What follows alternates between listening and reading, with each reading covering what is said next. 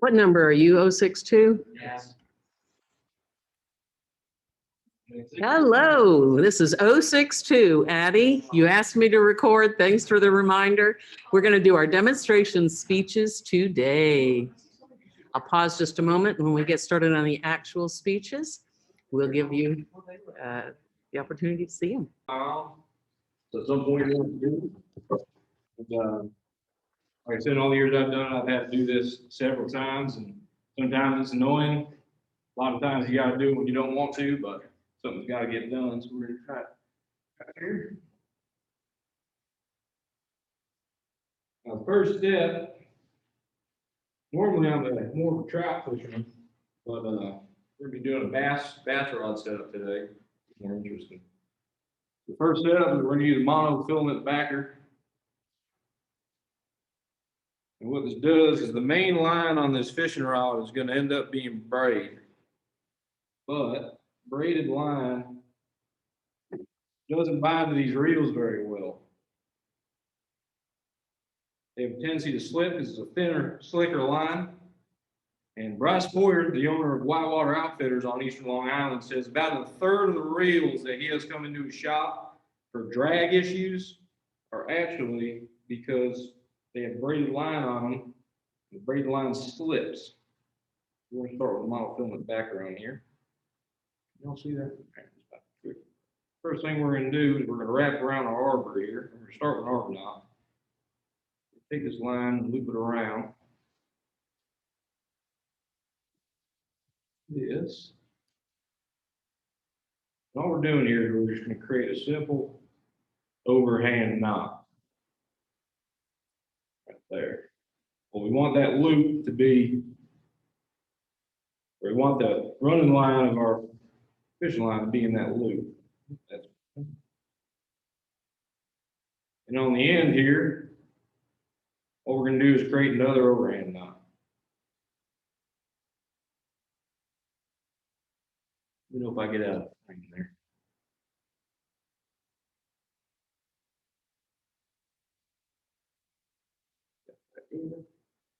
And what this is going to do, this first overhand knot is going to cinch down, but we'll be able to pull our running line. I didn't get this mixed up.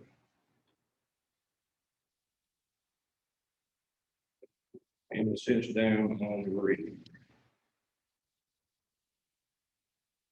That's made a very rookie mistake. First thing you want to do is flip your bail open, because if you don't, you're not going to be able to reel when you get towards the end.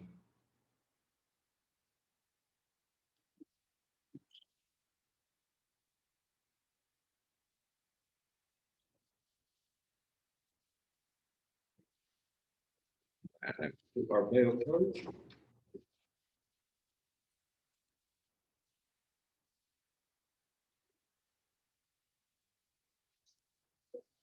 Then we're going to set a line down on the ground. You're all set here. So start putting this backer on.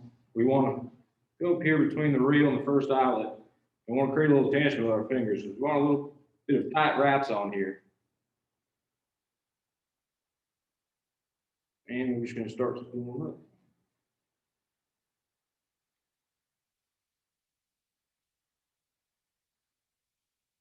Now this is something interesting that I actually discovered when I first started doing research for this.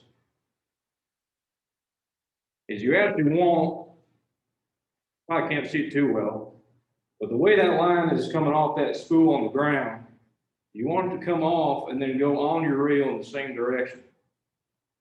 What that does, that's so the line doesn't kink up on your reel and give you problems later with backlash. Riders at Berkeley Fishing Gear, which is where I found that information, they mentioned that the reason for this is because when you cast the spinning reel, the line comes off clockwise. By having the line come off the spool counterclockwise, it helps tame some of the line twist. As it's coming off counterclockwise, it's going on here clockwise. We're just going to go ahead and fill about half of this reel monofilament backer.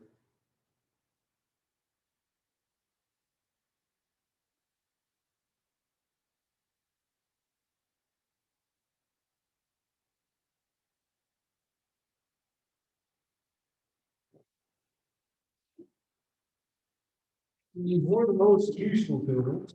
I'm gonna do in the truck.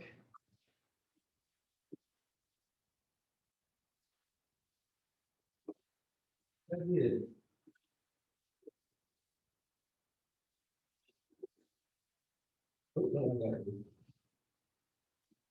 Nail clippers. These are the best tool for cutting fish line. I've used knives. I've cut myself with them. I've used hooks. And I've cut myself with them. Nail clippers always work the best. I go into our braid. This is going to be our main line that's going to be used when we cast out and reel in fish. We use a knot here, called a double unit knot.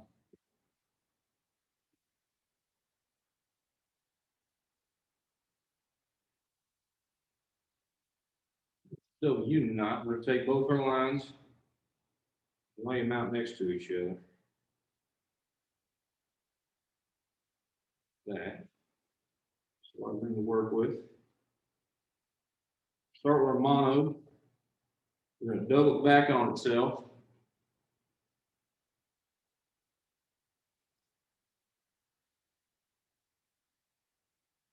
And we're going to loop the end through that loop we've created.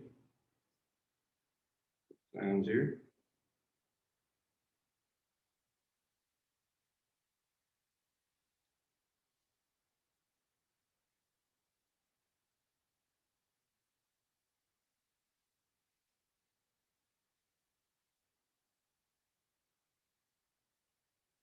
Down a little bit. Then we're going on the back side. We're going to do the same exact thing with our braided line. We're going to double it back on itself.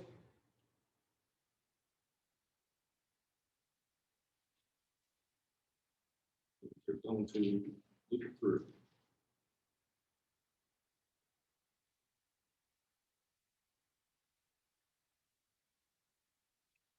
I've used this knot a bunch of times. It's a good knot for combining different size fishing lines like we got here.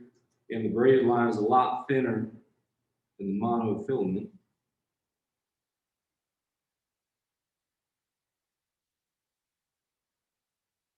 Naturally, bass fishing legend Roland Martin considers this double union knot the best knot for tying together braided line and monofilament.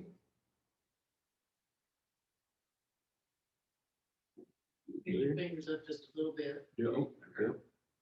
And we got both lines together. We're just gonna pull it tight. Good. Cinch down. It's nice. All out there. Take our nail clippers. Put these all close. Raise your fingers forward a little bit.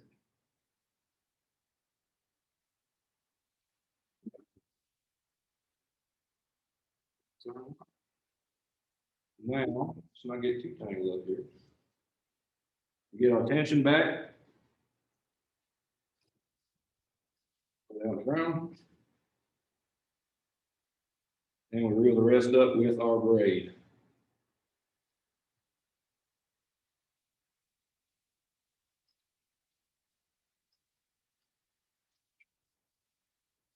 The reason we use braided line as our main fishing line is it's a stronger line at a thinner diameter than monofilament. Bass Pro Shops expert Jeff Knapp states that this leads to solid hook sets at the end of a long cast, the ability to aggressively work a lure, the action not being damaged by a stretchy line, and being capable of wrestling a big fish out of heavy cover.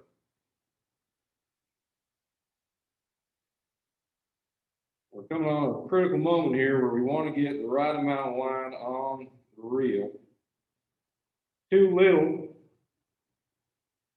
and you'll actually create a, on this lip here, the top of the spool, you'll actually create drag when the line's running over it. It'll affect your cast.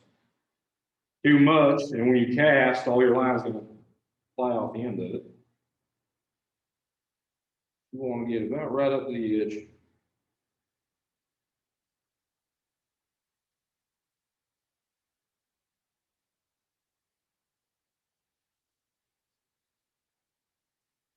That'll be good for now. A two-time Bassmaster winner, Jordan Lee, says it is impossible to overstate the importance of having a full spool. Neither a casting or spinning reel will make a long cast if it doesn't have enough line on it. Can't make long and accurate casts, you'll clearly be at a disadvantage against the fish and other anglers. This one, I'm gonna leave this on. I could keep going endlessly on what else you could do here, but you would cut this once you had enough, you'd run it back up through your eyelets, and you'd come down, you'd start rigging on your tackle. It'll probably take a little longer than I'd like to, so I'll leave it there so I can double check this, but essentially that is how you reline a fishing rod. Like I said, if you do enough fishing, eventually you're gonna have to do this, and eventually you're gonna have to do this in spots where you don't want to. But you all learn a little bit from it, and yeah, get in the bottom of the water, good luck, and get the big one.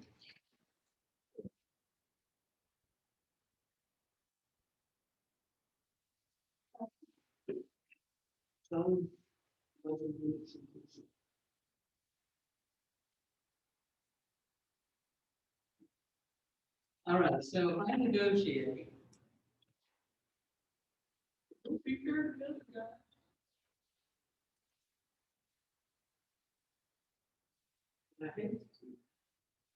Hear me out. They don't care anything about it. Oh, yeah. This is the only class I have in person, so they definitely. What's that? I said, this is the only class I have in person, so they definitely won't hear anything from me, so I don't know what students are. All right. I got it in my head what I'm gonna do.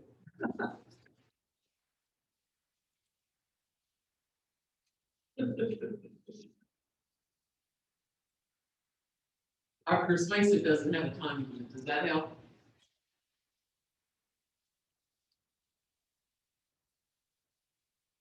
And y'all bring yours over to Kyle when you're done. That's a lot of fun. I love the way he went to, hey, look at my whole body, and then, hey, look at there at the elbow projection, and show this to close us. Very effective.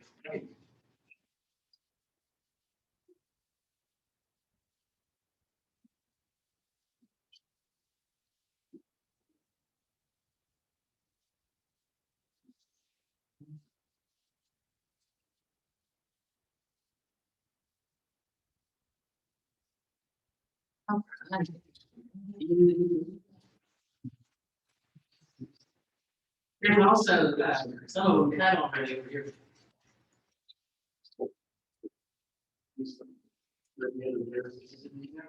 There.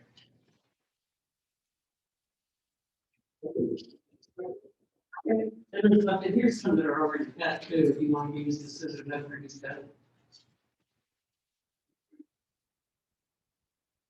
You don't even need one for this time, because it's you.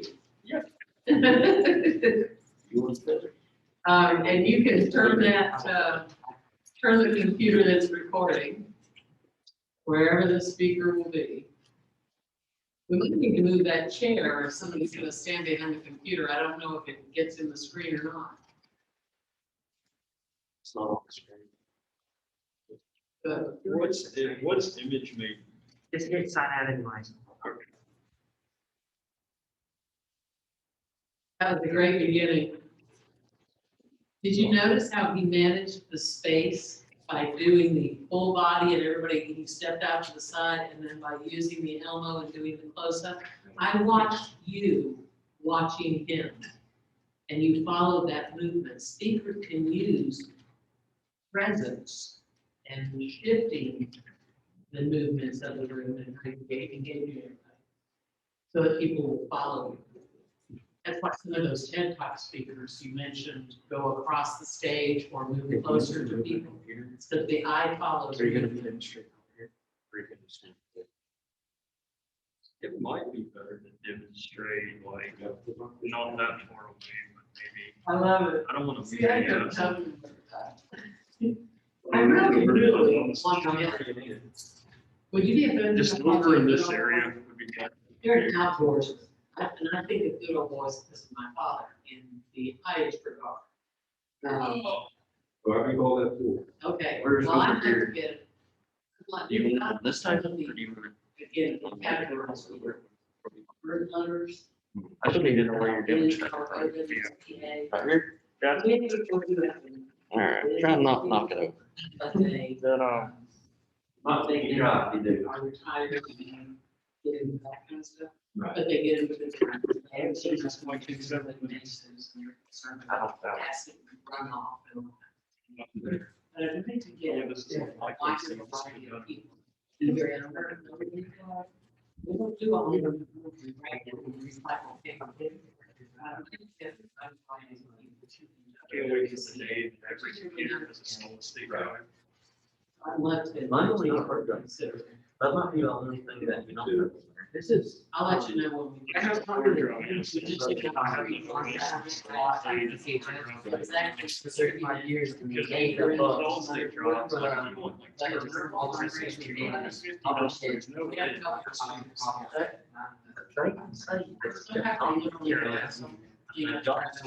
have way. to go. Yeah, You do this. like those solid state drives basically last for. They don't have any moving parts, so. There's, oh,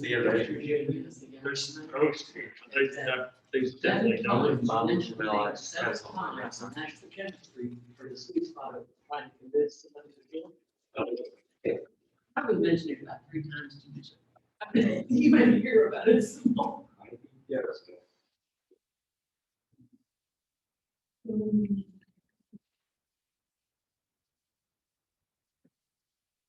And that invite goes to everybody, if you've been over here in any conversations about OPEB Watershed Community Association, I'm on the board, and we just do a lot to try to protect our watershed. You keep advertising that much more, I'm not just joining. Oh, my honey, if you don't join that, at least join our company campus ecology club. Like I told you, we just don't do anything but recycle paper yet, because that hadn't been here. I taught some recycling cans to give to the teachers, and they eventually come back. He's ready. Where's the, oh, it's right there. Oh, thank you, remember. Oh, yeah. Thank you.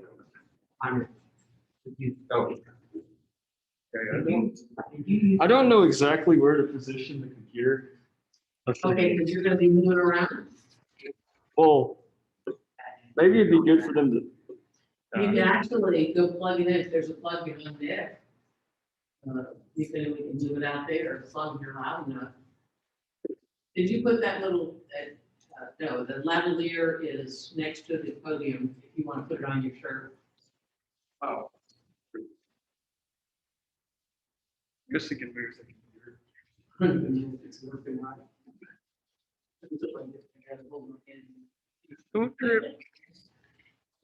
Where did she say? Is there a plug? Like, just set it over here. Oh, okay. Thank you.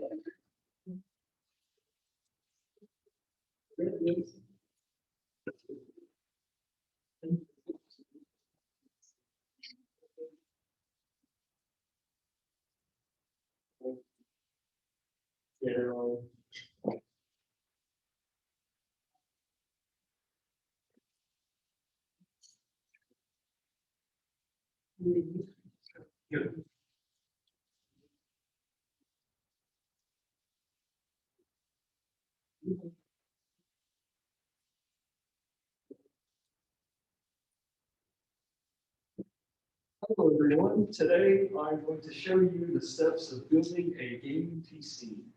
You may think this is an intimidating task, but Turn it on. I already did. Are you in Google Slides? Yeah. By the way, who's timing Matthew? Yeah, I just thought. Okay, stop it. Oh, no, that spoiled it. No. Okay, then you're gonna, Google Slides does not always play well. Okay. PowerPoint does, so you'll need somebody to be your point man. Okay, we're literally, or point them.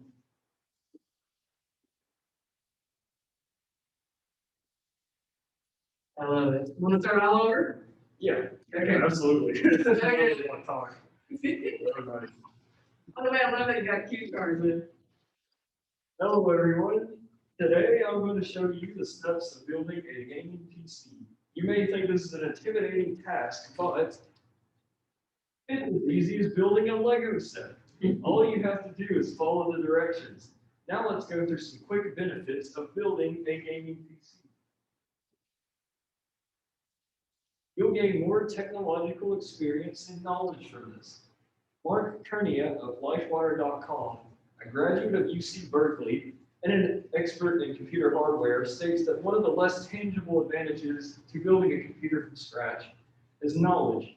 By building a computer from scratch, you'll learn and understand how parts work together. This information becomes valuable when troubleshooting computer problems in the future.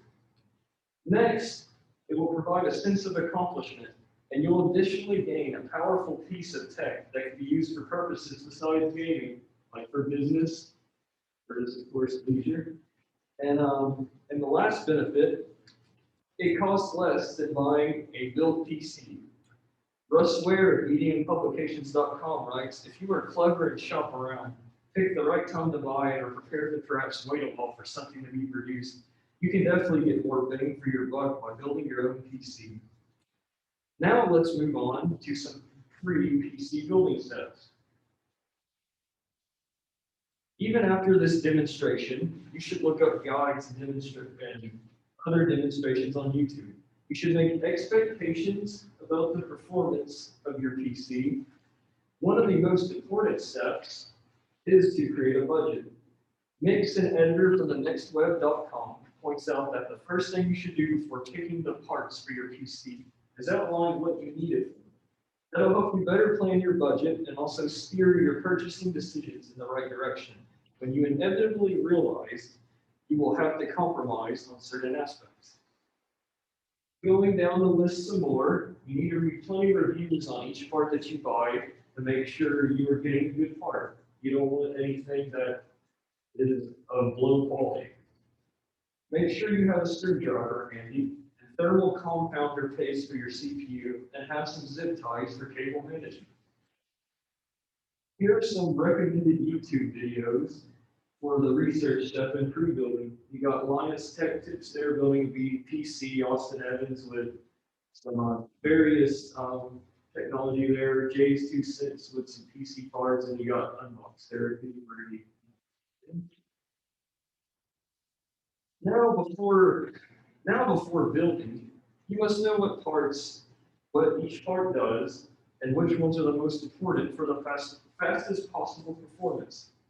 The CPU is the brain of the computer. Essentially, it is called the central processing unit. The GPU is the graphical processing unit. This is the most important part for gaming performance, and this is where most of your money should go, is in the GPU and CPU. Marshall Honoroff, editor of Tom's Guide, explains that arguably the most important component in a gaming rig, the GPU renders images from your PC and puts them on your monitor. More powerful GPUs facilitate better in-game graphics and settings. The RAM is essentially temporary memory that is storage for current tasks of the PC. 16 gigabytes of RAM is recommended for modern gaming. The motherboard is where all the PC parts plug into. You must make sure your parts are compatible with the motherboard. I actually had to return a PC case because the motherboard I bought was too big. So yeah, that was a process right there. Hard drive is the permanent memory where your apps and programs, files and photos are stored. Power supply is what powers the PC. Whatever you do not cheap out on that part. Buy a bronze rating at least. You do not want your PC to blow up. It states the rating in the product description. So please buy a bronze rating or better. That is most recommended by most PC experts. CPU cooler is a heat sink and fan that keeps the CPU from overheating. Case fans create proper airflow, and a PC case It is the case where you fit your entire finished work into. It is very important to make sure your parts are compatible. I cannot stress this enough. Please use PCPartPicker.com. Darren Allen, editor of TechRadar.com, suggests a PC part picker can be a useful resource for putting together and detailing and sharing your build, and can itself point out potential compatibility problems. Please make sure your parts are compatible before buying anything. Now, the moment we have all been waiting for, assembly. Now, due to time constraints, it took about 3 hours to build my own PC, so I'm going to briefly explain where each part goes and some tips regarding each part. Every PC case is about the same, so all you need is to slide off the front panel, and then you have access to the inside. The front panel has already been slid off. There's usually, there's always screws here, so that's where the screwdriver comes into play. Okay, so the first thing you would want to do is put your motherboard in carefully, which of course this one's already built, so it should fit perfectly in there, as there's little pegs that it'll stand on. Those are called, I think, stand balls or off or whatever. And and after that, you screw in the motherboard, and I suggest after that you put in your case fans and plug the case fan wires into the designated spot of the motherboard. Motherboards are different. Some of them have different spots where you would plug it in. So I highly suggest reading the instruction manual when you are building it. It is usually labeled. You would have to look around while you're building it. Next, you should carefully put in the CPU. There's like a little triangle on the CPU. I wish I could pull one out right now, but you got to align it perfectly with the CPU socket. And whatever you do, do not put your hand on the bottom of it. Back to this. You would want to put your fingers around the sides of it, like that's the front part. You would never want to put your fingers on the bottom because there's these little pins that'll bend. And once you bend one of those pins, that's about $250 drained down the toilet. And after that, after you get the CPU secured, you would put on the PC, the CPU fan. And before you would do that, sorry, I forgot this stuff. You would use the thermal compound before you put that on. About just a pea-sized amount, like literally just the size of a pea, nothing more, because if you do that when you put on the CPU fan, the goo will go everywhere. And that you do not want that at all. And for that,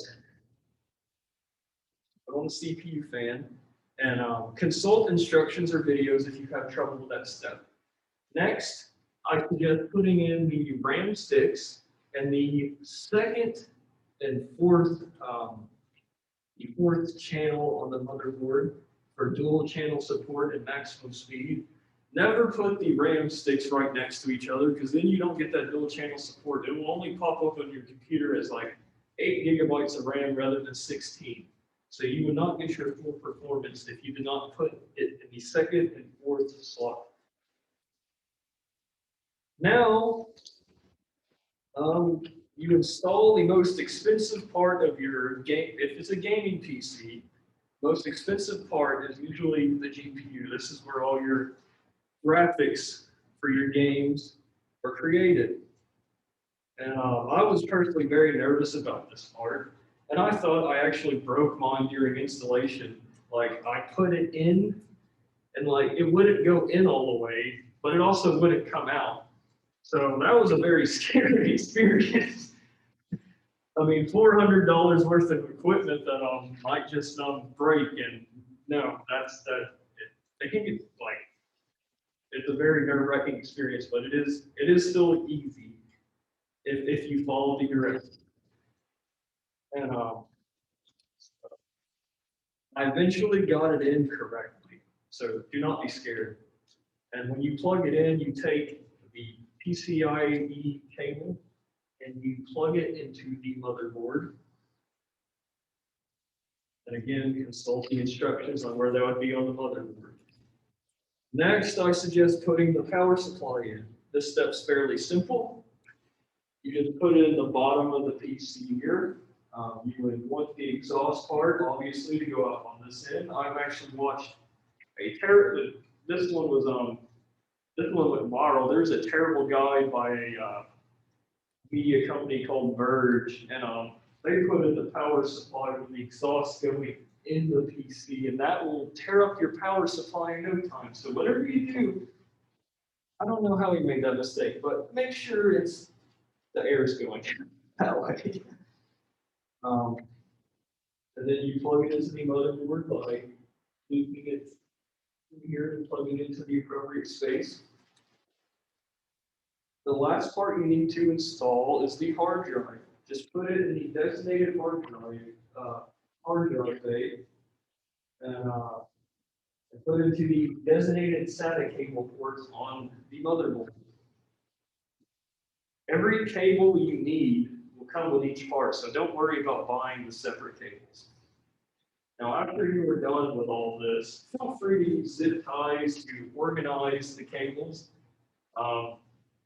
Nick here did a very great job with cable management. Like the cables are in the back and they're not all over the place. I've seen many builds where the cables were an absolute mess, and you don't want that because you want maximum airflow for maximum cooling. And if you don't do that, your PC parts will break quicker, they'll get hotter, and it'll be loud while you're playing games. And trust me, you don't want to hear that while you're playing games. Now you slide the front panel back on, and you have your PC. And that is a brief rundown on how to build a gaming PC. So to conclude this demonstration, when taking the steps to build a gaming PC, please do plenty of research, even after this demonstration. I did not cover every possible mistake or detail. Please research more to each individual part of the PC, and please watch a video while you are actually building your PC. Also read your instruction manuals with your parts. Not all parts are designed the same. The last thing you want to do is make a mistake that could easily be prevented. Building a gaming PC is really like building a Lego set. Just follow the directions closely and everything will be just fine. It is not that daunting of a task at all.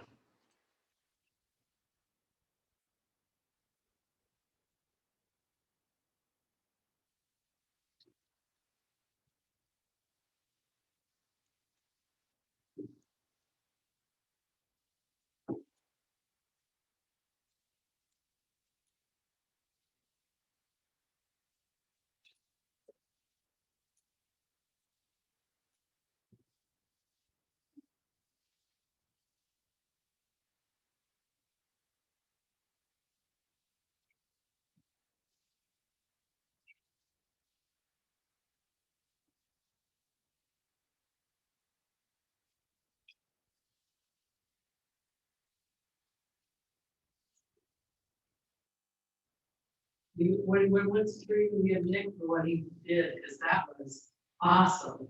I watched, she was like doing the same thing I was, leaning in and looking where you were pointing there and looking back up the vision slide. Yeah. Like, Nick, man, internal gratitude, right? Yeah, thanks a lot. Campaign manager, right? Yeah, that would have been a lot rougher if, it's like, how did you get it right in the back? That was very first.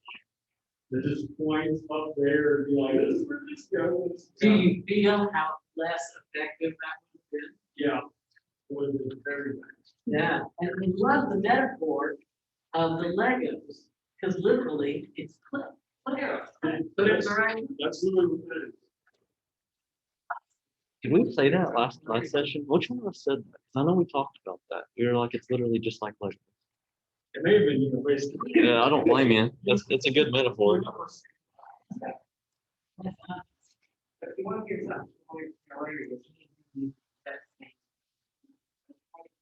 The mind is not what it's working on, but it's safe. Oh, That's okay. That is It came up with second one. You know, you're into the history, right? Do you know where we came, humans use their deities and their waste products as curse words? Yep. Do you know where the word crap came from? Not right up top. I had a mass library when I was teaching elementary middle school. And one was a book called Toilet Coasters and Television. And it had pictures and these little articles, real brief articles, fun to read. John Crapper was the inventor of modern toilets. So when you say you're going to John, or you're taking a crap, or you're going to a crapper, or you say the crap. Actually, I know the story. Did you know that? Well, he didn't invent the toilet. The modern toilet. He improved someone's design. Yes, yes, you're right. I also can tell you Wait, the, you need this one thing more? Problem. If you're ever- You want it on the photo? Okay. It's actually. Technical difficulties, I forgot the password. Oh, that is a technical. Okay. So I'll quickly tell you the SHIT. They had wooden boats and they would transport stuff. And some of the things they would transport for was feces to put it on land to be able to make it more productive. But when they would put it in these wooden crates and keep it in the hold of the ship, it would ferment and actually blow the ships up. So they began to crate the boxes with open slats, and they would put S period HIT, ship on in transit. And that's the part where we yell out like, Oh, I'm- stub your toe. May have something a little different than that. Oh, yeah, Whenever they have to occasionally, once in a blue moon, they have to dig up caskets for various reasons. you got what? Caskets. Yeah, it's okay. And some people buy the seals that go on the caskets that seal people in. But you don't want to do that because once they bring it out of the ground and the pressure of the dirt is off of it, it will make the casket explode. Oh, interesting. So you don't want to seal. Yeah, no. Ah, It will make granddaddy go everywhere. I was just thinking, grandma, we'd make a mess.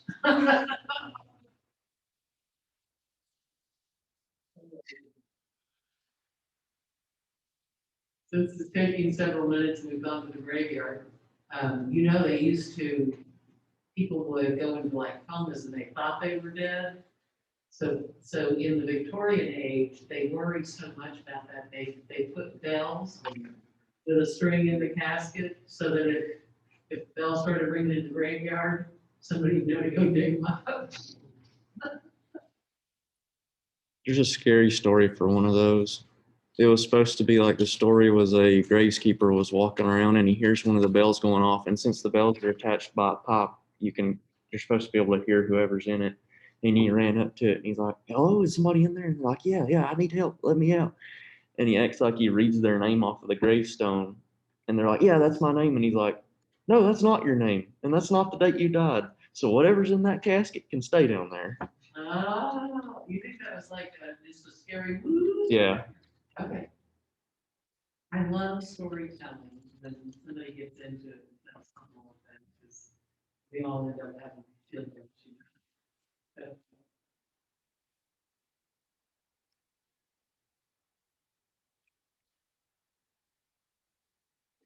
So tell me what you're doing. You're using your phone? Yeah, it's a secondary, Two-step identification. and I don't have to remember my password either. Two-factor authentication? Yeah. Yeah. Cool. But unlike him, I didn't use Common. I need to prove it. And by the way, our minds are so focused on ourselves, I didn't even notice that you had the same, It's far about me. yeah. So you noticed it, but I do. It's a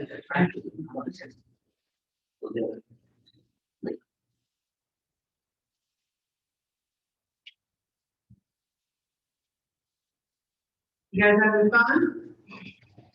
We actually have 2 days for this. So if you choose to stop now, you've got that here, you probably want to go. But if we, in fact, you've got that here, and Sue probably wants to go.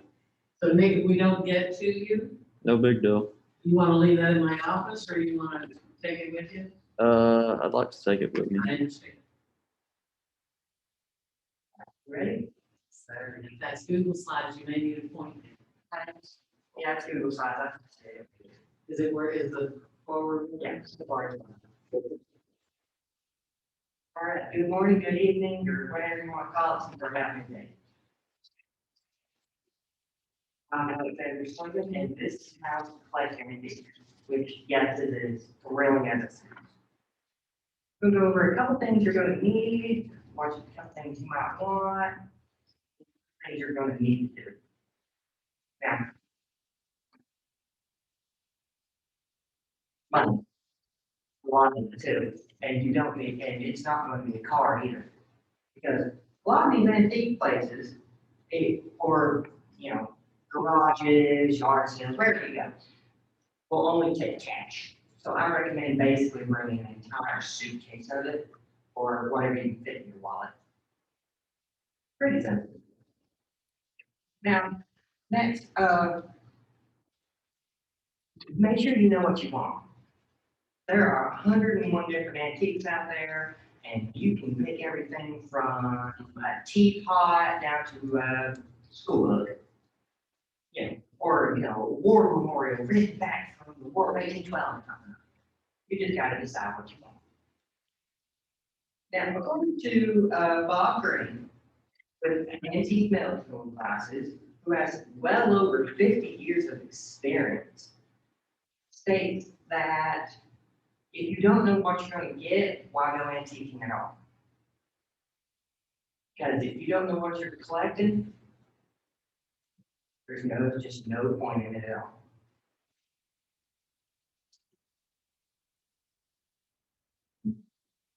You got it. I love the way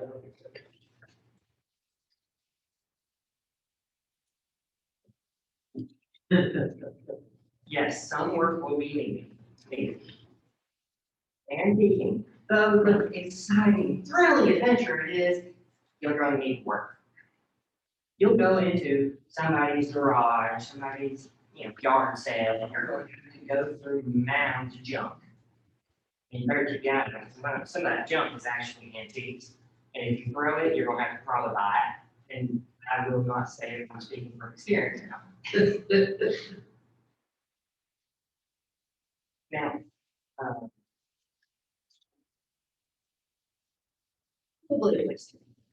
get your place that you want to go planned out. Let's say you're going to go to the 127 yard sale. Well, there's areas where it's marked off. Well, you're going to need to make sure that you know which one place you're going to want to hit. Now, Ms. Terry Knoll from Bottom Line Magazine, who has written well over 150 articles on collecting antiques alone, not to mention her other credentials, states that knowing the place you're going is probably one of the most important things.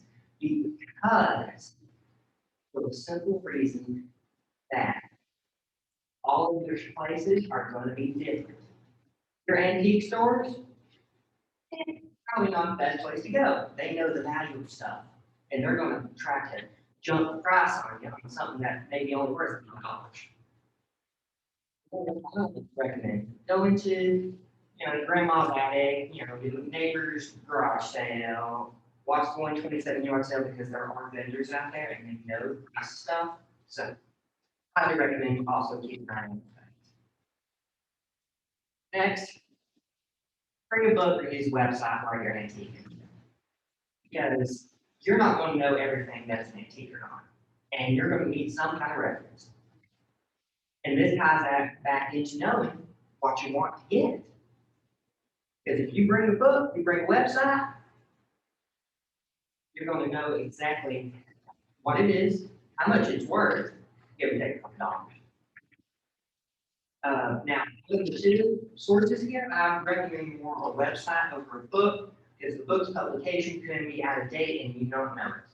My book that was printed in 2004, great for antique in 2004, today not as much. Now,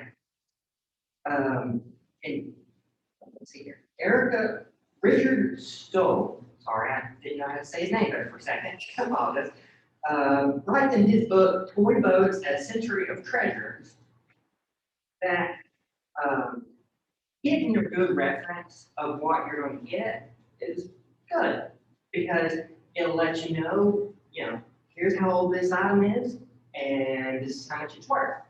Or here's a not so old item that looks old, but it's worth less than 75 cents for the book building.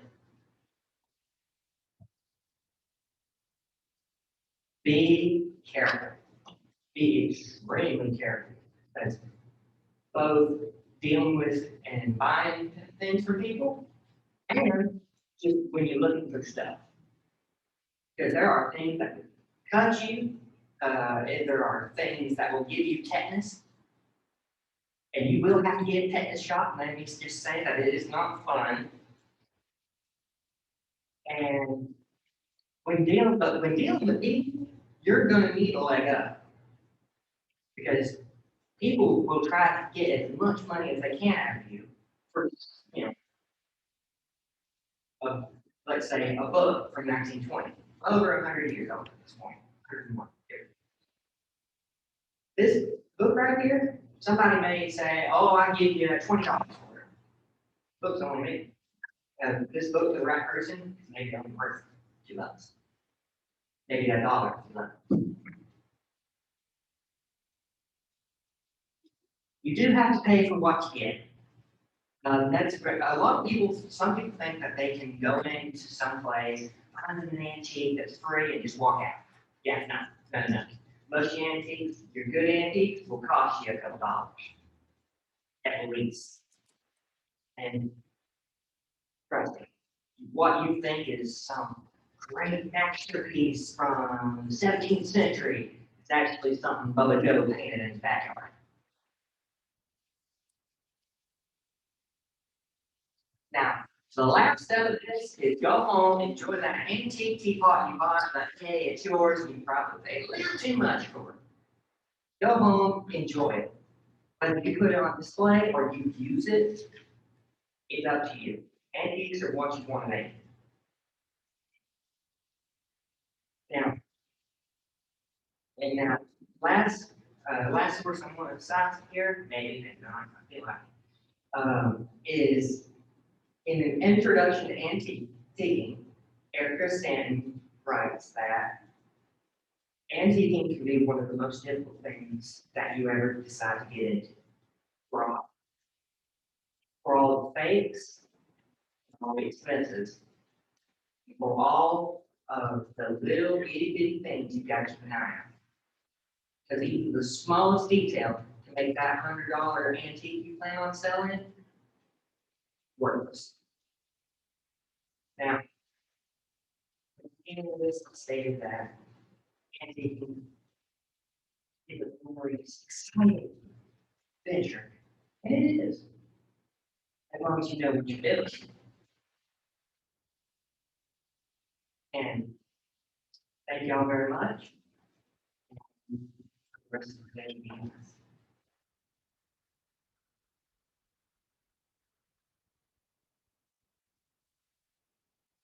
By the way, this book is actually signed from April 2020, 1920.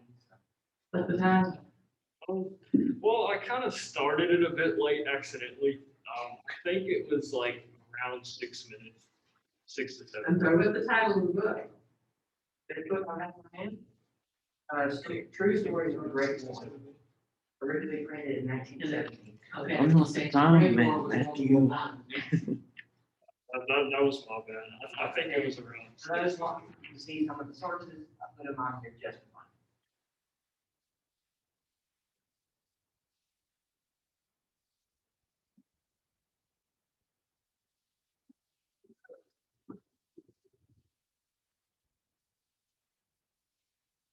fun. But that's all mine. Yeah. That's all, because I did that. But on the other, he would have been real close anyway to getting all points. Yeah.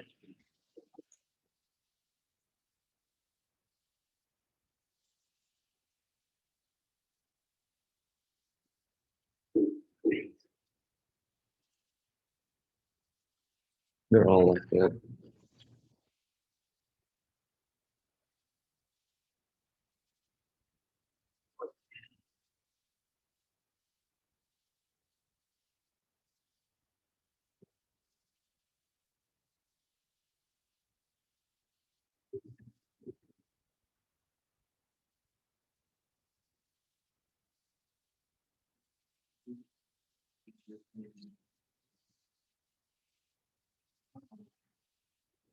Yeah, yeah. Love it. Is that computer facing room? Yes. If y'all want, you can get up and grab a piece. Oh, yeah. By the way, you're gonna have to be really loud, because that's so far away. He's got a big voice, he's got, they got vernacular. These are just. Well. I might have to take two. And what a recipe, because I go into such detail, the recipe is in that book that was published in Costco, about 500 copies, my grandmother said. I heard, and her class, they put down all the recipes they did and made a book of it, but it's no longer in print. So you want at the end of this, go to have Allison speak to us one? Well, if y'all guys want, How many people would want one? yeah, let me take a picture, because there's a big picture. That's even better. Some nice personal expressions or experiences or examples. I don't know, I think it's really good. Oh, good. That's like all drinking ones. Look at this, look at. Sorry, I have to do it. Oh, there it is. Oh, my God. If the texture is a bit off, I'll explain why later on in the speech. And I'm ready. Okay. Everybody have her sheet? So how many of you guys had thought to Gap River or any place that is even pot makers? There are no like, self fudge or anything. But their fudge sits out for long and they have to produce it. So they try and get it done as quick as possible. And it's not the same as making something homemade and taking time. I've gone places where it's so sticky to sweet, and stick it in my stomach, or you can just taste bad and too hard. But my grandmother taught me, whenever I was young, she would always make fudge for Christmas. As a little girl, I always watched every time she baked it, I just forgot to eat it. So then, whenever I got old enough, she started teaching me as well. She has a retired teacher from CCHS. She taught home ed for 35 years, and she also taught making fudge in her class. And she also has a teacher's degree in home economics education from the University of Tennessee. And the recipe is passed down for like a couple generations now. We learned from my great grandmother, and she taught my aunt and everything. So I'm going to show you guys how to make it, and hopefully it'll turn out good. It does take practice and time. It's helpful for me because my grandmother, I always ask her questions, but through practice you will learn. So I'm going to show you guys the beginning part of it. So getting everything in the pot and getting heated. Then I'm going to show you guys the cooling of the fudge, then panning it out. So the first thing you want to do is make sure you have all the ingredients you need. You will need 5 cups of sugar. And when you do the sugar, do not pack down the sugar. You will need to get a big spoon, scoop out the sugar, and gently pour it in. And when you get to the top, level it. Do not pack it down or anything because it messes up the measuring. And make sure you have a dry measuring cup. Next thing you'll need is a 12-ounce can of evaporated milk. Then you will need to mix the butter, 1 bag of chocolate chips, or you can, an alternative is 1 cup of peanut butter, Just a heads up, that is very hard to get a cup of peanut butter because you have to measure it out. You can't just scoop out.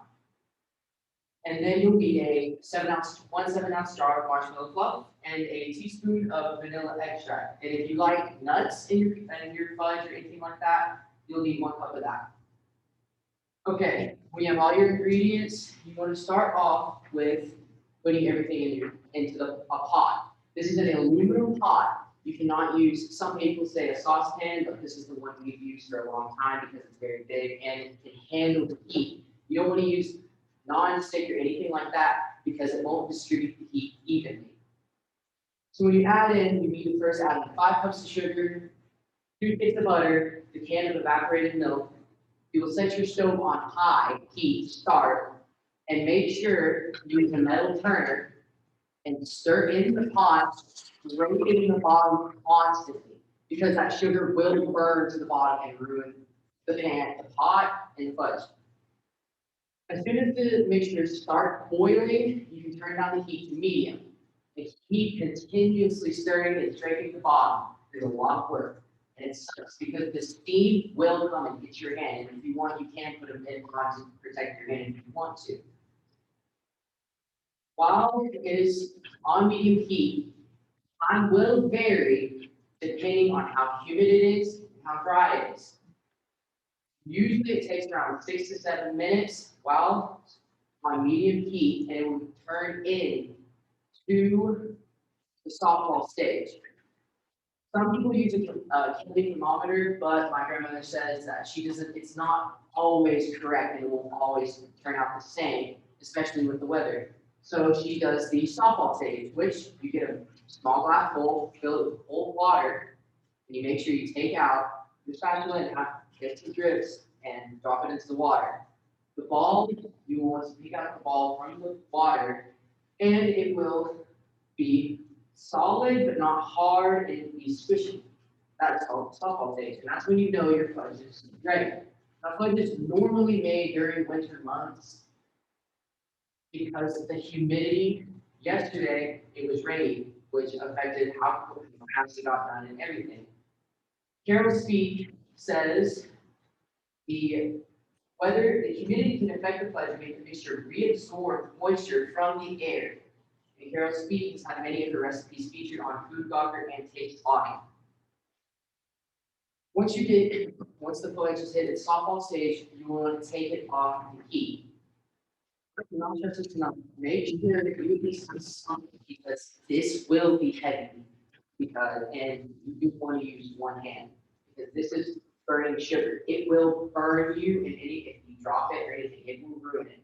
So recommend using a mitt and hold the sides. Take it to a heat-proof surface. After that, stir in. After you set everything after you set your pot onto the heat-proof surface, start mixing in your chocolate chips first because that will take a long time to melt. Because that's what the issue was for me yesterday. The chocolate chips were having a hard time to melt down. You do not want to use the metal turnover because a metal spoon will conduct heat, which can cause crystallization to occur in your fudge, as stated by Carol McGee, who is a food scientist. And my grandmother says the same thing. Give me every time. I always ask her. When you stir, we put ours in the sink because our sink is heat proof. Awful for me because our sinks are so low. But you have to constantly stir and keep stirring. When I was doing my research, I found out a lot of people say you can use a mixer. But according to Elizabeth Bow, it's very easy to overbeat your fudge, which you do not want. That's why, and it doesn't feel as homemade when you try and make it fast, even though it's a lot of hard work and it hurts your arm. But you keep stirring it and make sure if it takes a long time, you can hold the pan up and fold it to let some air come in. But when you have your chocolate chips, make sure you have your marshmallow fluff. The whole jar, scrape it out with the rubber spatula And it's hard, it's very hard to get that off spatula into the pot when it's the mixture. But you'll have to continue stirring the mixture for around 10 to 15 minutes. And then when it's cool enough, you can add your 1 teaspoon of vanilla extract. Because if you put in the vanilla extract too fast, my grandmother just told me that it will burn. So then the vanilla extract will become useless. And then you'll have to keep stirring. Again, stirring the vanilla extract, and you'll know when your fudge is cooled off enough. When it pulls away from the sides and sticks to the spatula, it won't just run down and become, it will be soft and gooey or a little. Maybe when it's cooling, it happened with this batch. Since it was so humid and starting to rain, it really affected the texture of the fudge. It was much more softer and not as, it didn't sit as firm. And even the Old Danish Fudge Kitchen said that they are located in California. They even said that the weather could greatly affect their fudge as well. And theirs fluctuates a bunch. They've opened their doors since 1951 and had a fudge recipe passed down since the late 1800s. Finally, when your fudge is all nice and cooled off, you want to pour it in the pan and make sure you pour it evenly out and distribute it throughout. You don't want to just pour it directly in the middle, because then there's no point. It won't spread out evenly to cool enough. And you can use a rubber spatula as well as scrape the sides and make sure you get it all out of the pot. It is very hard to do by yourself because it is very heavy. So usually I hold the pot and my grandma will scrape it all out and lay it evenly. While it's cooling, we put ours on a cooling rack, others can put it on a marble surface, but my grandma stresses, do not put it in the fridge to cool it faster. It will condensate and the top will be wet with water and it just messes up the whole texture and everything. And then when it's finally cooled, it's ready to go, it's ready to be cut and everything. Then you're all done. It can take, when cooling on a cooling rack, it can take a couple hours, but it's always worth the wait. So, in conclusion, making fudge is very simple, but it takes a lot of hard work and a lot of patience sometimes. But now hopefully you guys will know how to cook fudge, cool it properly, and let it set properly. And now you guys know how to make dessert for Christmas or a family reunion, but make sure you check the weather before you make it, so it won't turn out mushy or anything like that.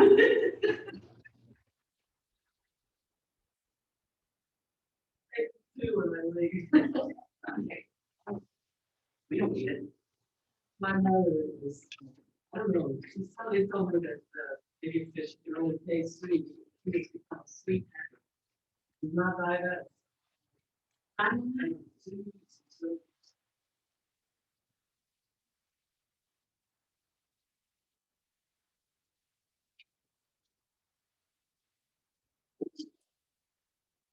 Awesome song.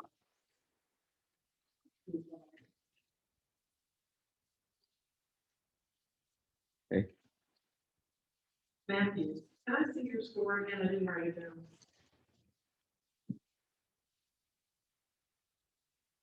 You guys are wonderful. I've had a great day today. Thank you for taking care of me, taking care of each other, and for entertaining us as you've shown us how to.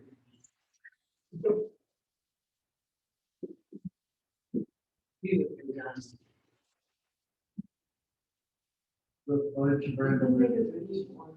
Now, I mean, my mouth would want more, but I'm just gonna take two. One more for me and one for the mom. Yeah, better not. Oh. I still got the COVID for it.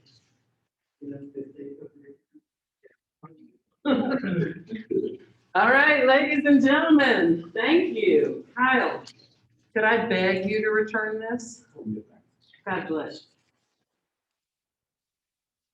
I'm going to say that. I'll do my hand. Y'all can kind of handle it, right? Okay, lavalier. Do we have the clip-on shirts? Matthew, are you holding it? I doubt it. Nope. I thought you pointed to you. You didn't wear it, did you, dear? The other ones. There, we do it. No, that's the, There's two of them, isn't there? Yeah.